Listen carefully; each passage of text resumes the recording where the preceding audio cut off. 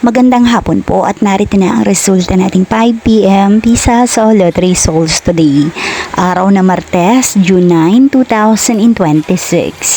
At para po sa draw natin ngayon ay ang 2D Lotto at ang 3D Lotto. At para po sa more updates, pasubscribe na lang din po ako sa aking channel at pahit na din ng notification bell.